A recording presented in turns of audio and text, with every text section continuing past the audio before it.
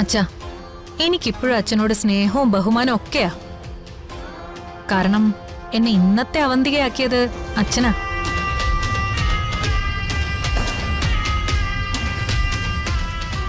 അതിനുള്ള നന്ദിയായിട്ടാണ് ഇവനെ ഇങ്ങനെ തിരിച്ചു തരുന്നതെന്ന് കരുതിയാ മതി.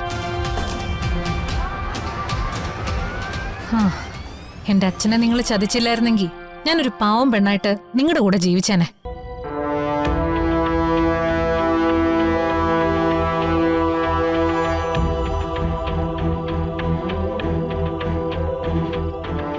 ആ ഡോക്യുമെന്റ്സ് എല്ലാം നീ തന്നെ മോഷ്ടിച്ചു കൊണ്ടുപോയതല്ലേ? അത് തിരിച്ചെടുക്കാൻ ശ്രമിച്ചതിൽ ഒരു തെറ്റുമില്ല. എന്നിട്ട് എന്തു പറ്റി? എടാ, നീ ഇവളും മനസ്സിൽ കാണുമ്പോഴേ ഞാനത് മാനത്ത് കാണും. നീ ഇത് മോഷ്ടിക്കാൻ വരുന്ന എനിക്ക് നല്ല ഉറപ്പുണ്ടായിരുന്നു. കാരണം എന്റെ ആളായിട്ടാണല്ലോ നീ നെല്ലിശ്ശേരിയിലേക്ക് വന്നത്. നീ എന്തൊക്കെ ചെയ്യുന്ന എനിക്ക് നല്ലതുപോലെ അറിയാം. പിടിച്ച കളനെ തിരിച്ചുകൊണ്ടൊന്നും ഇട്ടില്ലേ? ഇനി നിനക്ക് ഇവിടുന്ന് പോവാം.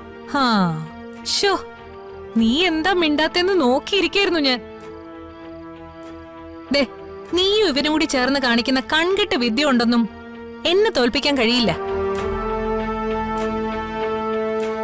നന്ദേട്ടാ, നിങ്ങളാണ് എന്നെ കൊണ്ട് ഇതെല്ലാം ചെയ്യിച്ചത്.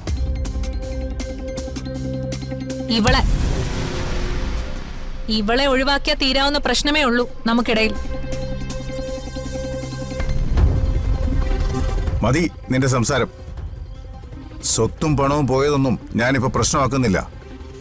അതിനേക്കാൾ വലിയ കാര്യം നന്ദന്റെ ജീവിതത്തിൽ നിന്നും നീ പോയത് തന്നെയാ.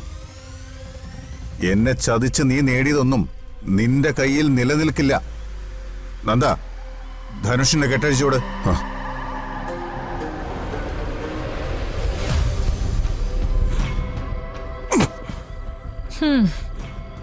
അപ്പോ ശരി, രാത്രിയിൽ യാത്ര പറയുന്നില്ല.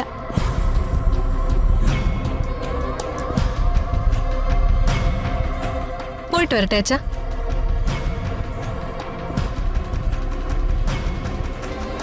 നിക്കടി.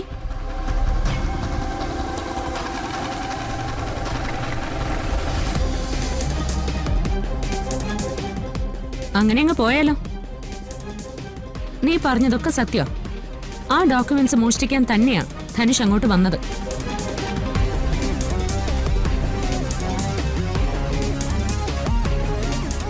അത് ഞങ്ങൾ രണ്ടുപേരും കൂടി പ്ലാൻ ചെയ്തതുമാണ്. നിർഭാഗ്യവശാൽ അവൻ നിന്റെ കയ്യിൽ പെട്ടു. പക്ഷേ ഇനി അതിന്റെ ആവശ്യമില്ല. അതിനുള്ള വഴി ഞങ്ങൾ വേറെ കണ്ടിട്ടുണ്ട്. ആ ഡോക്യുമെന്റ്സ് നീ തന്നെ കോടതിയെ കൊണ്ടുവന്ന് തരും. അത് നിന്റെ സ്വപ്നം മാത്ര. അഡ്വക്കേറ്റ് നരസിംഹയെ കോടതിയിൽ നിന്റെ ചതിയും കള്ളത്തരവും എല്ലാം പൊളിച്ചടുക്കും.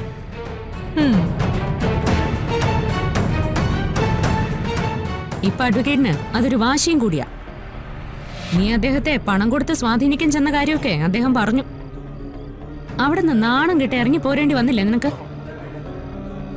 ഒരു കാര്യം നീ ഓർത്തോ, ഈ നിൽക്കുന്ന അച്ഛൻ നിന്റെ അച്ഛനെ ചതിച്ചിട്ടില്ലാന്ന് നീ തിരിച്ചറിയുന്നൊരു ദിവസം വരും.